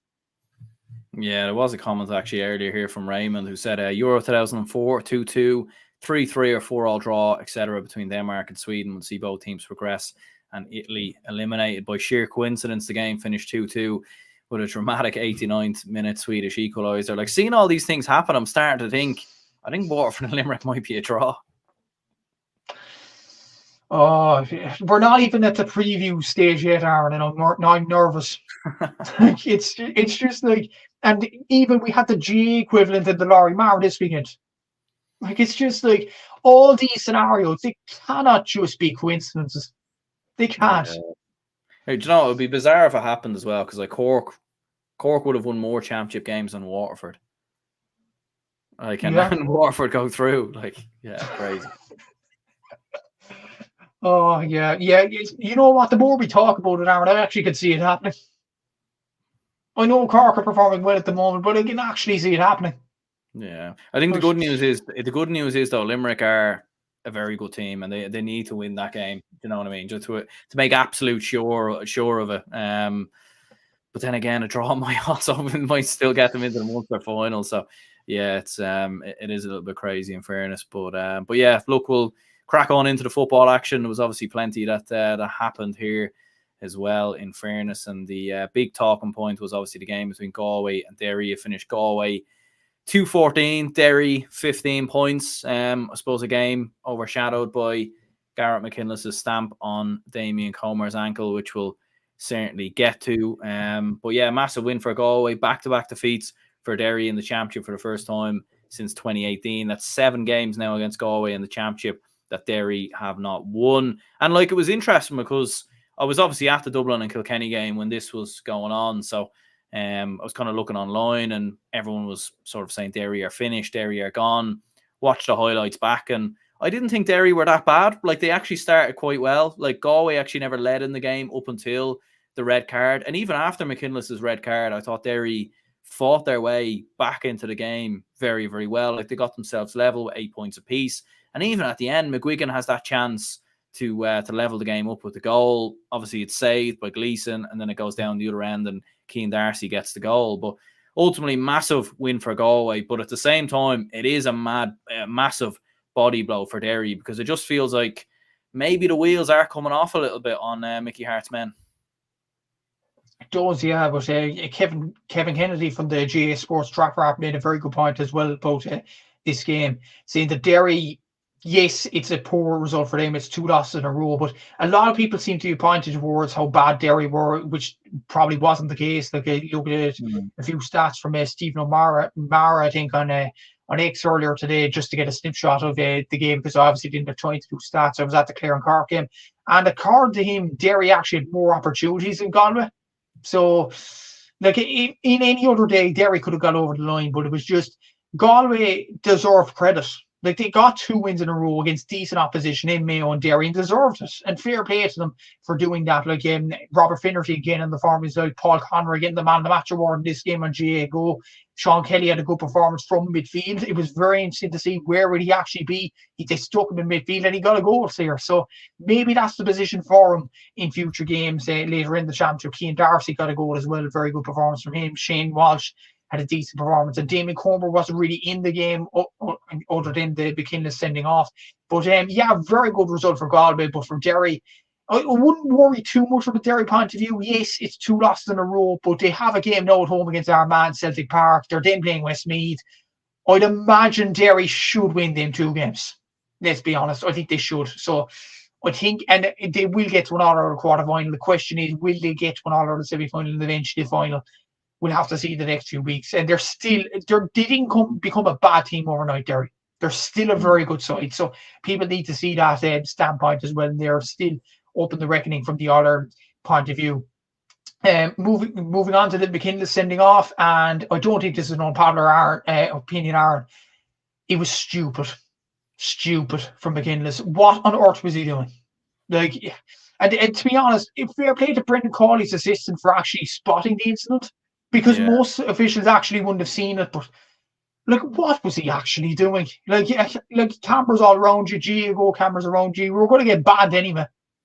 You see what happened with the Colleen incident with Roscommon and Kerry a few weeks ago, and he got a bit of backlash. But McKinless, that was just stupid. What's he doing? Seriously. And now he's banned for 2 games. 2, probably, like, the Armagh game is a crucial one to get Derry back on track in the next game. What on earth is he? To be honest, and a lot of people have said this, but I absolutely agree with him. That is the most delicate part of your leg. And for McKinless to do that, if to be honest, who got on a spade, as Seamus Brady said last night, if that was done on a street in Dublin City or Cork City, he'd get arrested. It's simple as that. It's just, it's really, really bad behaviour. And I think the authorities, will make the right decision in the next few days and stuff like that. But it was just absolutely needless for McKinless, in my opinion. Yeah, it was scumbag behaviour. Like that's the only way to put it. And A2 says here, McKinless shouldn't be allowed to play again this year. Pure cowardice on a lad who's been hammered with injuries. Shameful stuff. And look, you see him take a look. He looks down. And like Homer obviously gets substituted late on as well. Like, he didn't have the best game, and you can completely understand why. In fairness, like after that, like completely stepping on his Achilles, and you could see like straight away you were like, oh my goodness me, like obviously, as I said, wasn't watching the game live, but when you saw the clip, you were like, oh, hope he's okay. Like, you know what I mean? Like, and from McKinless, just very, very poor stuff altogether. And like, if I was a Derry fan, I'd be absolutely fuming, because I think if he doesn't get sent off, I think there is a possibility Derry win the game. And that's not to take anything away from Galway.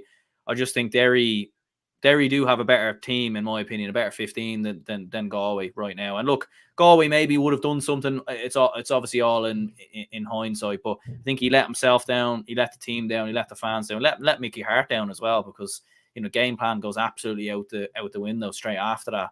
In fairness, and I think the worrying part is, like, we've saw a lot of this in Gaelic games over the last couple of years. We saw so much of it, and like, it never ever gets punished. Like you get a 2-game ban, I think, according to the letter of the law, is what I'm hearing. Is it's a 2-game ban apparently, and that's apparently what's looking likely as to what's going to happen. But like, sure, a 2-game ban does absolutely nothing. Like, he'll be back by the preliminary rounds if they're in there. He'll be back by the quarterfinals. And we saw this on multiple occasions down the years where players are, throwing out punches or whatnot. We had the Johnny Glynn incident in club championships last year, and absolutely nothing got done about that. So like, so many of these instances keep on happening, and the consequences are just not fitting the crime. And like, ultimately, like, it sets a bad example, because it makes it aware for other players that this is, you can do this and still play a couple of weeks later. Like, there needs to be an example set. And I do agree. Like, I think it should be 5-6 game ban minimum, I think. And that would see him out for the rest of the championship. And the thing is as well, the 2 incidences that come to my mind as well that epitomised like tuggery and scumbag behaviour and things like that was the Tailteann Kelly incident against Damien. Coincidentally enough, Damien Comer with the eye gouge incident. He got 6 months for that. Paul Galvin with Owen Callaghan in the Cork and Kerry game for a fish hook into the mouth. I think he got banned for the rest of the championship for that. So something similar has to happen. And I think we're seeing these sorts of incidents more often. Like, we seen it a few weeks ago with Colleen and Jason Foley.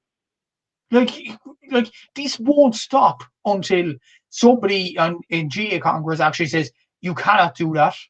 You need a substantial ban for this. And it would actually stop players from doing it. Because it's just like, he could have caused a serious injury to Comer there, and it's just so unfortunate. It was just needless as well. Like, and he's just like, I've seen actually Jason Foley actually got a serious injury, and he could have been if he got even more lucky, he could rule out for nearly the whole championship because of the incident with Colleen. So like, this could have been very, very serious for Damien Comer, and I just don't like this behaviour. I think it's really, really poor for McKinless. And to be honest, I agree. I think he should be banned for the rest of the championship for that. It's just, it's just poor behaviour. And if the GA are going to set an example for future players coming up through the ranks, they have to cut out this behaviour because it's just wrong. It really is, Aaron. It absolutely is, yeah. It's just disgraceful, shocking, whatever way you want to put it, and it's not something we want to see. And as I've said before, like what's it going to take for something to be done about it? Like, you know, something awful could have happened to Comer there. Is it going to be a player's ankle snaps, a player breaks his leg, or something of that nature before we actually sit up and go, okay, when there's something actually needs to be done about this? And look, we won't know like the long-term effects with Comer. Like, he carried on playing, but sometimes you don't know really until the game stops and everything else. You get treatment until you actually see what happens. But look, we do have to mention Galway. Like, I mean, in fairness, it was a massive win for them. Like, Paul Conroy was outstanding with 3 points, Rob Finnerty with 4 points, John Daly I thought was very good at centre back with 2 points as well. And like for Galway, like are they peaking at exactly the right time now? Because they beat Mayo, they've obviously beaten Derry now as well. And like, I think most people would look at Dublin, Kerry, and Derry as the 3 front runners. But like outside of that, you've got a couple of teams knocking about. And like, if Galway can carry on this momentum and win their group, like getting to an All-Ireland semi-final, I think is very possible now for this Galway team. I think it is, and they have Westmeath next. Probably should win that, and then they have Armagh, and they have a lot of demons to correct in that Armagh game. And I think they look at their form at the moment. They look in a very good state to do that. Matthew Tierney's in very good form, but even Cian Darcy coming onto the pitch, exactly too. Yeah, exactly. But yeah, Galway, they have some very good players on the field, like Matthew Tierney coming back. You have Damien Comer there as well. You have Shane Walsh doing well, like Paul Conroy. Like, you have some excellent players in that Galway team, and they're only going to get better once more players come back into the team, like the likes of Killian McDade, John Marrigan's a bit more fitness, Kieran Malloy as well, Killian McDade. Like, there are some excellent, who I should say, Dylan McHugh from wingback. I do think Galway have some excellent players all over the field. The Conor Gleeson's gaining a bit more confidence as the games have gone on as well, epitomised that by that save late on. And I think that winning point against Mayo would have brought him on a fourfold especially. So I think Galway are in a very good place at the moment. They look at a good state. And to be honest, I think they peaked too early last year. They're peaking at the right time now. And they'd be a serious bet for anybody in the All-Ireland Series coming down the track. So it's a good time to be a Galway fan at the moment.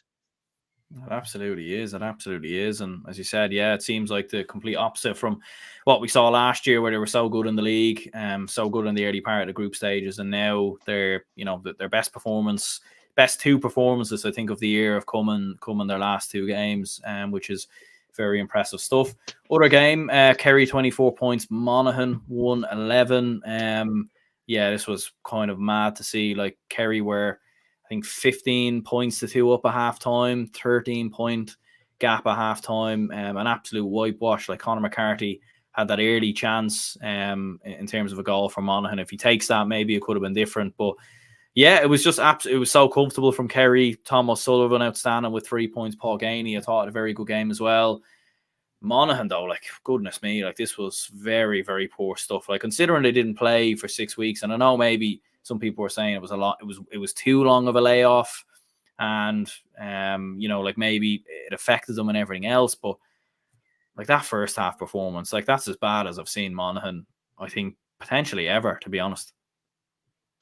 It was really, really poor. And to be honest, like, Monaghan, they've been a brilliant county over the last few seasons, but it seems like the talent is starting to dry up now. And it probably shouldn't be, because they have had very good minor teams up through the ranks. They won they got to the All-Ireland minor final last year. They were very close against Cork a few seasons ago in the minor championship at the quarterfinal. That was the Cork team that went on and won the All-Irelands. So, like, there should be talent coming through the Monaghan team, but it just doesn't seem to be coming to fruition right now. And it seems like the younger players are just coming in, when the older players are starting to slowly but surely retire. And it's just an unfortunate sign for this Monaghan team, and it is really sad to see. And yeah, it was sad to see, actually, the halftime score 15 points to 2, and it was almost like close the barriers here. It's just like close the gates. Like, Kerry are absolutely whitewashing him here, and it is really, really a noting event more than anything. I think Kerry franchise put up a photo as well of the actual attendance in Kilkenny. It didn't seem like a championship game at all, and it was between 2 All-Ireland semi-finalists last year. It was just a poor watch, really. And obviously, Kerry aren't at fault. They have to only play what's in front of them. David Clifford had a decent performance as well. Mayo had with 5 points. Sean O'Shea did as well. Tony Brosnan scored 2 points as well, considering he played very few football before the Clare game. He's now scored 5 points in 2 games from play. He's done really, really well in them 2 games. But you'd worry about Kerry in some standpoints that, number one, the goals that they're conceding. That's 3 championship games now. They haven't scored a goal and they've conceded 3. Would that be a worry for Jack O'Connor? And they conceded another goal chance as well early on the game. And they conceded a goal chance against Clare. They conceded another 2 against Cork. That's a worry that sides like a Dublin, like a Mayo would actually notice that from a Kerry point of view and would actually go for their throat. And that's a worry, in my opinion, for Jack O'Connor's team. But it's only a slight worry. I think the bigger worry from a Kerry point of view, though, is they're facing Meath and Louth in the next 2 games. Are they realistically tested in the next 2 games? No. So they're going to the quarterfinal very, very undercooked. And with their defence being leaky against the so-called weaker opposition, I just think it's a worrying sign for Kerry. There's no doubt they have the talents. They have David Clifford, Sean O'Shea, Tony Brosnan's playing really well, so is Paul Ganey. But it just, these little stats, they're very, very worrying from a Kerry point of view. I don't know what you think yourself are, but yeah, good win, 10-point victory, comfortable as he gets. Next game for Kerry up against Meath. Bring it on for them. Yeah, I think it's 9 goals conceded now in the last 8 games in both league and championship for Kerry. And yeah, in that time, I think they've scored 1 or 2 goals or something of that nature. So it's been very worrying, yeah, or not very worrying, but slightly worrying, I think, for Jack O'Connor's men, in fairness, and definitely a lot for them to work on in regards to that. But like, I do think Louth and Meath will give a tougher test to Kerry than Monaghan, but I do think ultimately it still will be quite comfortable for Kerry. Like, Kerry obviously going away to Meath and Park Tailteann. It depends, really. Like, Meath could maybe, like, I look at what Clare obviously done to Kerry, and maybe that could be a similar game. Louth are obviously in decent form at the moment as well. So, like, I'd imagine Kerry will win both of those 2 games fairly comfortably. But will it be as easy as this game? I'm not entirely sure. But that doesn't remain to be seen, in fairness. And obviously, another game that happened, Clare 1-11. Cork 1-13. Yeah, massive result from a Cork perspective. Obviously, we both predicted Clare to have won the game. Like, I was looking, Cork went 1-5 up to a point after 18 minutes, and Cork were looking quite comfortable. But then Clare obviously battled their way back into it. And from what I've heard, obviously with very little coverage of this, in fairness, but from what I heard, like, Clare made this very, very tough, and it was sort of hearts and mouths, type stuff at the end of the game. Well, yeah, we actually had stats in the game as well, and I did cover as much as possible on social media if you haven't checked it out already. Yeah, but yeah, it was absolutely. It was really, really. It's the life of a Cork football fan. They take it to the well and back, and it looked very comfortable in the first half, but it's the same similar situation as the Louth game in the league and the Cavan game in the league. Only this time we won the game. But we didn't take our chances. Like, I don't know, we had a load of goal chances in this game. Sean Powter took one, granted. But Chris O'Jones had a goal chance, kicked it wide. Brian O'Driscoll had a goal chance, hit the bar. Daniel O'Mahony hit the post. Like, there was a load of chances that Cork missed, and it was really, really poor from their point of view. 51% isn't good enough to face against Tyrone and Donegal in the next few weeks. 27 shots, 14 taken. Not really good enough from a Cork point of view, and they have to improve on that. And what I was most worried about was the free taking. Brian Hurley was on it. I think Maurice Shanley took a mark as well in this game. And we actually had 7 place balls. We only took 3. So if you're going to face against Donegal and Tyrone, you need to take those chances. And there was one chance where Brian Hurley was, I think, really, really close in on the goal, out of his hands. Somehow kicks the ball wide. And I put it down as a score. It was almost like it was obvious it was going to go off the bar, but kicked it wide. And I just think it was kind of a lapse in concentration thing. And we can't do that against Tyrone and Donegal. And that's the end of that. But from a Clare point of view, they gave it their all. They really did. Like, Ikem Ogueru performed absolutely brilliant from wing back, and he was running at that Cork defence. Like, it was very, very, very hard to stop him. Emma McMahon did very well in the frees. 5 frees, 5 taken, 7 frees overall, 7 frees taken. So Clare took their chances, and Cork really didn't. So that's probably what kept Clare ticking in this game. Dermot Coughlin, as mentioned, had a good game. Aaron Griffin took his goal really, really well.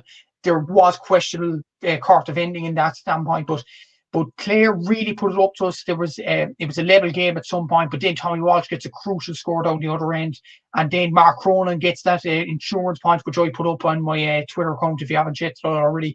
Really good point just to finish off the kill off the game. So good point from him. But then again, like there was balls going into the square. It was just manic, and Cork just got over the line in the end. I think the players themselves would have been disappointed with the performance in this game. It won't be good enough to beat Tyrone at Donegal, but they beat Clare. They're probably in a preliminary quarterfinal or a quarterfinal if we win our games, if we play our cards right. So good win, get points on the board, but the performance wasn't really good from a Cork point of view, and tougher tests will come in the next few weeks. Yeah, absolutely. Yeah, like, I mean, yeah, like it went down to the absolute war, no doubt about that. And I suppose from a Cork point of view, like delighted with the win, I'd imagine. And look, at the bare minimum, you get to third place. But obviously, when you look at some of the potential second place teams that could be going through there, like it could be tough for Cork. But weirdly, like I would give you a massive chance against Tyrone, because I do think Tyrone are very flaky, and Cork do always raise their game against bigger teams. So I do think it's more than possible from a Cork perspective there. The other game was Mayo 20 points, Cavan 1-8. Yeah, very comfortable here from a Mayo perspective. Like, they were 5 points up before Cavan's first point in the 14th minute. Ryan O'Donoghue with 7 points, Killian O'Connor with 4 points there. Oisin Brady took over the mantle from Paddy Lynch on the freeze, and he slotted 5 points. So yeah, look, I suppose Cavan without Paddy Lynch always going to be a massive ask, and yeah, very comfortable for Mayo. Yeah, and to be honest, the most impressive stat from a Mayo point of view, Killian O'Connor scored 4 points for play.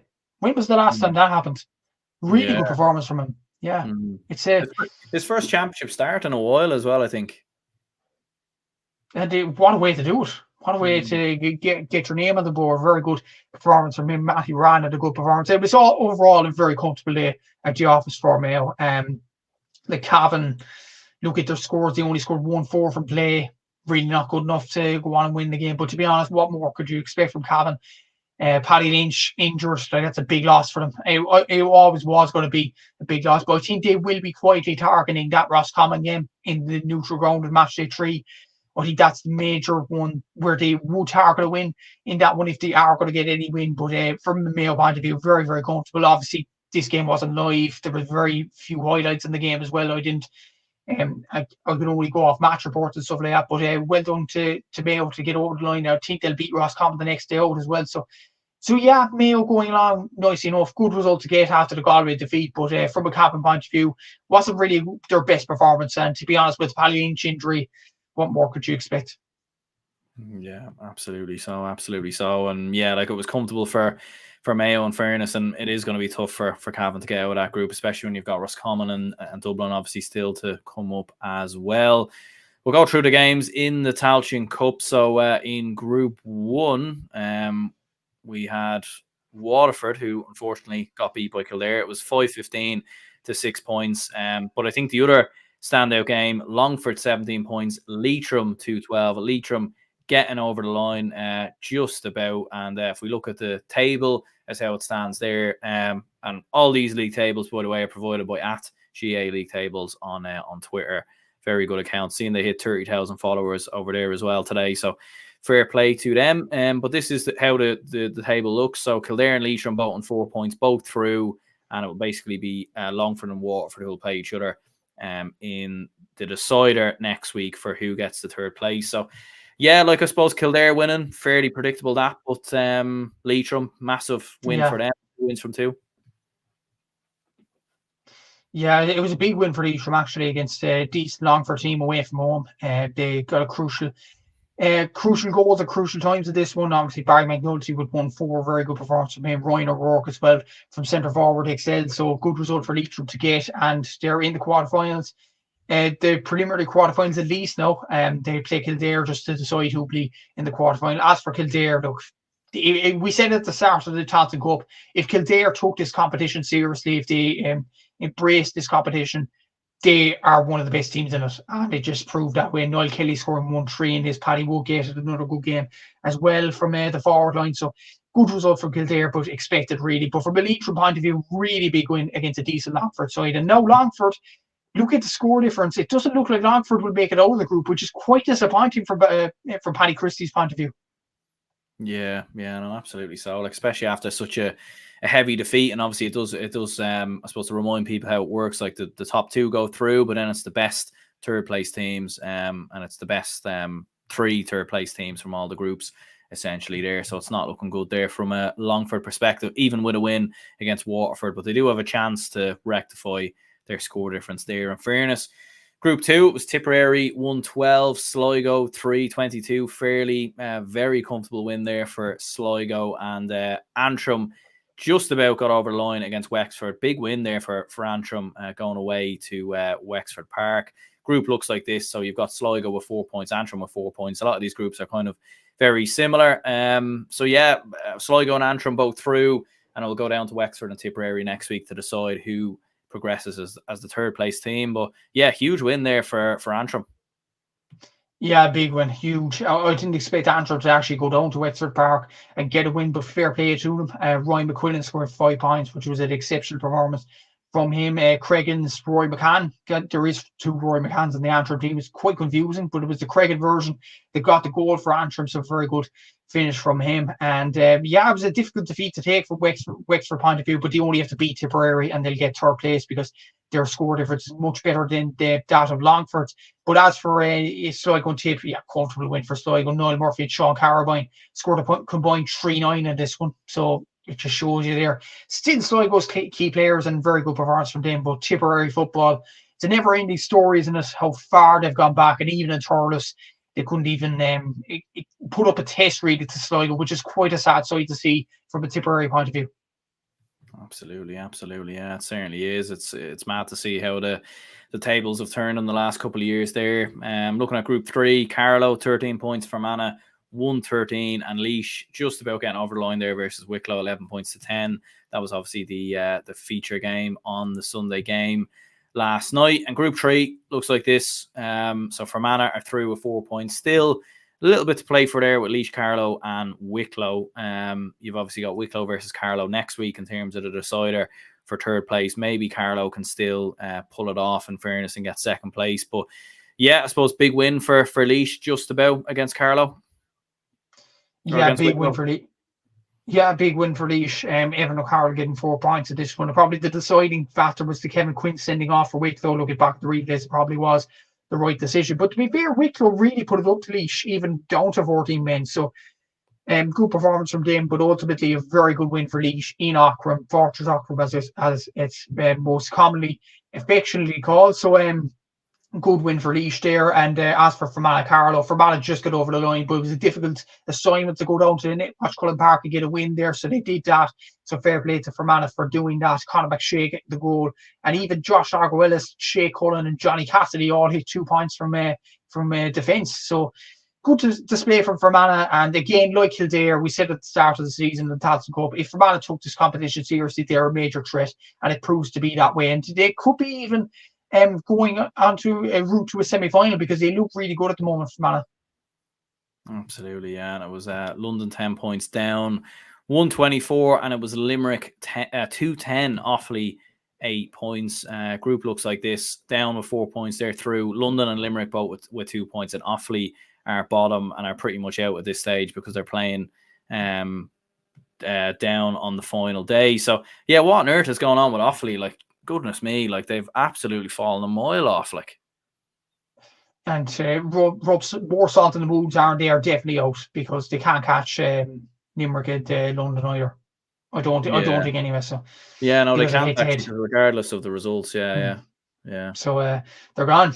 Yeah, it's just like it's hard to comprehend from an Offaly point of view because like with such great underrated success, the likes of Keith O'Neill, Jack Bryant, Cormac Egan, Lee Pearson, Declan Kelly there as manager.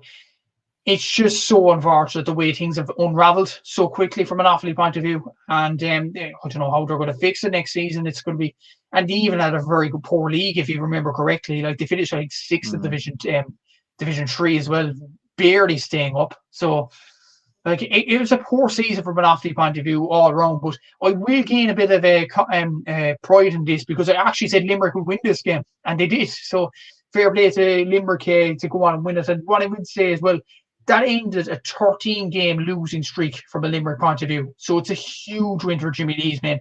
And to win it by 8 points as well is a massive win. Emmett Richter scored 2 goals from midfield. Definitely has potential in the team. And to be honest, they did show some signs of potential against Cork in the Munster Championship, some against Down, even though they lost quite heavily in that one. But to beat Offaly by 8 points has stamped their authority back in contention now. It's great to see actually London and Wicklow, or London and Limerick, probably most likely making the preliminary quarterfinal, which is absolutely great to see. So great win for Limerick point of view. But as for London, look, it was a bad result to take from the game against Down, but the fact they won by 14 points keeps them in the hunt. So that's a good sign from a London point of view. And London-Limerick should be an interesting game next day out. But from a Down point of view, again, like Fermanagh, Kildare, these sorts of teams, if they took it seriously, they were to romp home. And I think, to be honest, Aaron, I think you found your favourites in this competition. Sligo, Kildare, Fermanagh and Down. I think they're the 4 favourites to go on and win this competition. Absolutely, yeah. Aidan was saying here, as a Down man, I'm scared that you predicted Down to win. Yeah, I think that was in relation to my prediction of Down winning the Tailteann Cup. So, yeah, look, I do tend to jinx teams. Unfortunately, it always happens. So, yeah, like, unfortunately, Down probably won't win it now. Like, I think I backed Cavan to win it last year and they didn't win it, and I backed Westmeath. Or I actually backed Cavan to win it in the last 2 years and they didn't win it. So, so there we go. Yeah, but look, at some point we'll have to get something right. So we'll see what happens. In fairness, but yeah, I know obviously this has been a mammoth podcast, but in terms of Tyrone's under-20 All-Ireland win, beating Kerry 120-114, I just wanted to give that a mention. Like, Tyrone keep producing at underage level, like looking at Ronan Cassidy, Owen McElhone as well, looks a serious talent. So Tyrone keep producing. Yeah, unreal performance from a Tyrone point of view. And Owen McElhone, I've said this for ages, looking at schools level, minor, under 20. This guy is very similar to Darragh Canavan and Rory Canavan. I definitely believe that. He's so good on the ball. 7 points from play in this under 20 final. He was the top scorer from play in the under 20 championship with 5 goals and 18 points. What a ridiculous tally. This guy seriously has potential. Ronan Cassidy, as you mentioned there, Rory McCullough had another good display as well. So did Shea O'Hare from wing back, and I think I don't know, was it Morris Brosnan or somebody on next that mentioned this, or I think it was Lee Costello actually mentioned, I wouldn't be surprised if Shea O'Hare actually gets selected on the Tyrone senior panel at wing back, because he's that good. He's a really good, energetic wing back from that Tyrone under 20 team. And the other wing back, actually, Oran Brawley, is he related to Joe? I wonder. He might be, actually. He might be. I mean, Brawley is a rare enough name, I think, is it? Yeah, and I feel like you probably would have heard. There would have been some fuss about it, surely. Like, Joe Brawley would have been in the stands or something. I think it's maybe just a coincidence or something else going on there that we don't know about. Exactly, yeah. But what a win for Tyrone, and what a championship a journey for them, and had a brilliant campaign for the whole lot of the team. And yeah, they've won 220 All-Irelands now in the last 3. There's a serious conveyor belt of talent coming from Tyrone, and they look a serious prospect over the next few years. But as for Kerry, look, they had a good performance in this game. Luke Crowley got a penalty to get them back into it. And yeah, Kerry, they still have serious potential to move on in the next few years. Like Cormac Dillon, the top scorer of this Kerry campaign, is only 19. You've Paddy Lane, only 18 years of age as well. So they still have room to improve in the next stage. Tomas O'Shea is their manager as well, and Brian Sheehan's in the backroom team. So there's still a lot of room to improve from a Kerry point of view. Eddie Ely and Daniel Kirby are very good from the middle of the park too. So yeah, I think Kerry have a lot of potential and have some very good players coming up through the ranks. So a good performance from them to get to the final list competition. But Tyrone, they look a serious threat at some of them players, especially McElhone. McElhone looks a serious talent.